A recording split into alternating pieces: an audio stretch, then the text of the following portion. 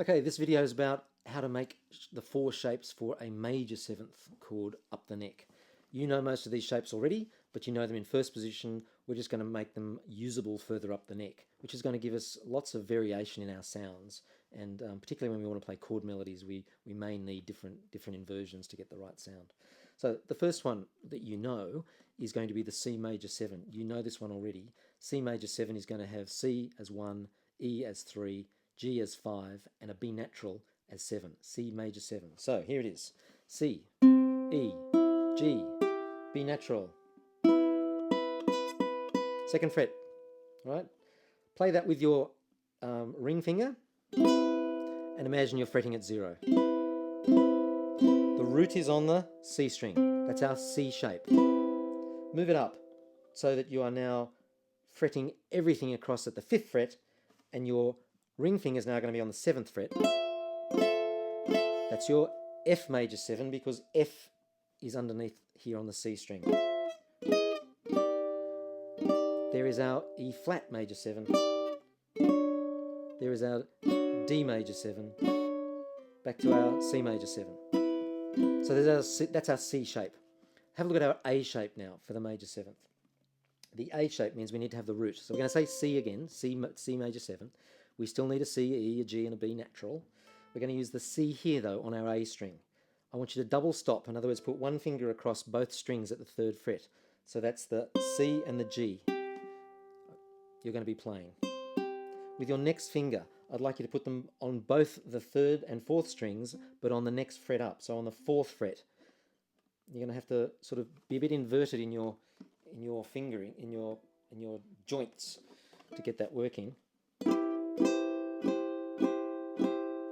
If you want to use extra fingers, feel free to use extra fingers. I just find it... So there you go. You can use 2 fingers across on the C and the G there, and 1 finger across on the other 2. It's quite a difficult shape, but that's our A shape for the major 7th, because the root is on our A string. So if we came up to here, which would be a E flat, that's our 6th fret, and made the same shape, that would be our E flat major 7.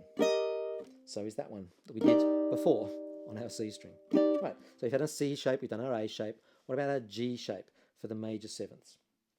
Okay, so we need to find, on the G string, we need to find a C. So where is C? There it is there. We need that note for our root for major 7. This one's a tricky one. What we need to do here is bar all the way across whatever note is the root on that G string. So we're going to bar all the way across here on the 5th fret in this case, because we want that C.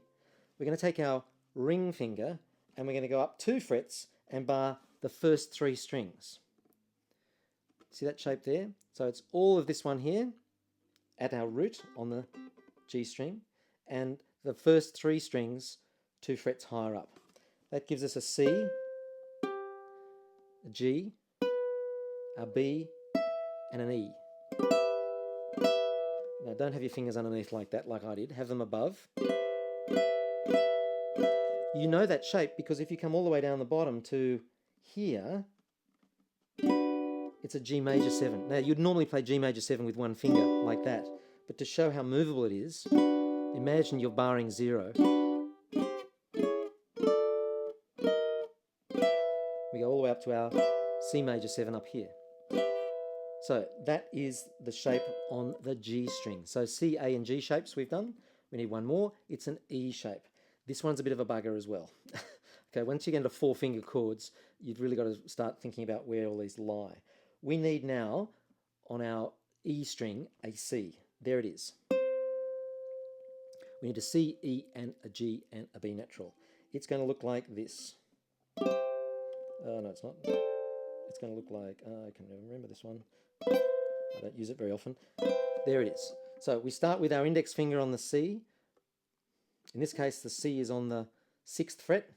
We're going to take the G of the A string. So we're going to use our ring finger for that. We're going to come all the way across to the G string and play this note up here. You know what that note is? It's an E, right?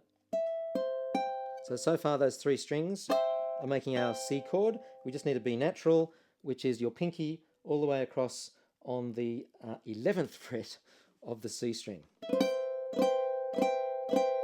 Pretty nasty, right? Pretty nasty. You're probably not going to use that shape, generally speaking, for a couple of years. But it moves all the way down the bottom to become a F7, because F is on our E string. Wherever we move that E string to, in this case I've moved it to A flat, so that's our A flat major 7. That would be a B flat major 7, etc., all the way up. So that's quite a tricky shape.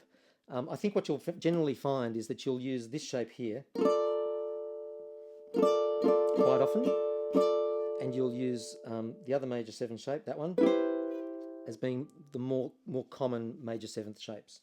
So there are major 7th shapes, and that's the last of these videos in terms of sevenths.